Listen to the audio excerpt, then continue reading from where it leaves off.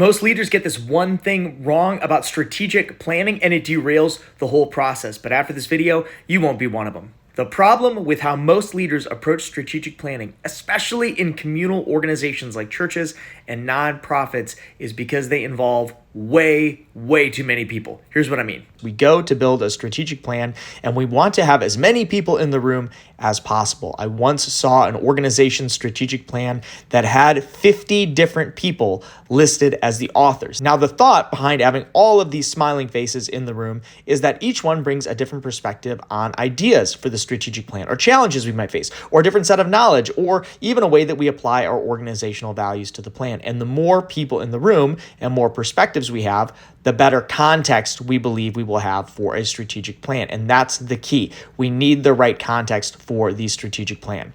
Here's where things get messy.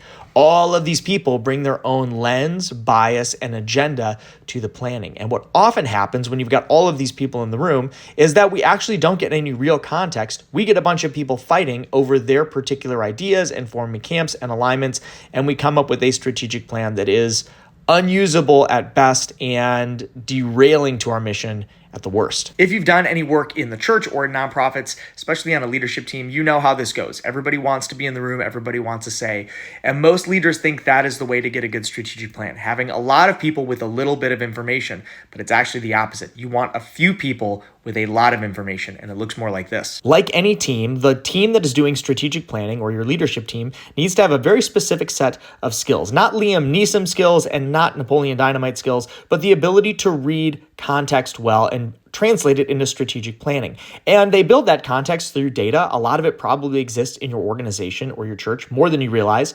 Interviews, this is where we get the perspective of all of the other people who can't be in the room, and then research. And a lot of churches miss this. They replace research with people's opinions. And that all builds context. So you want a lot of information for a smaller group of people who have the ability to discern this information and be able to read it correctly to translate it into a strategic plan and goals. That is the place where we get it wrong. Instead of having a few people with a lot of information, we have a lot of people with a little information. So the next time you go to do strategic planning, don't pull a lot of people in the room. Instead, spend your time talking to them ahead of time so you can represent their opinions, but give a few people a lot of information and you're going to end up with a much better strategic plan. Most leaders miss this piece and end up with plans that don't make any sense, but that everybody feels good about. I bet you would rather have a plan that makes sense and makes an impact.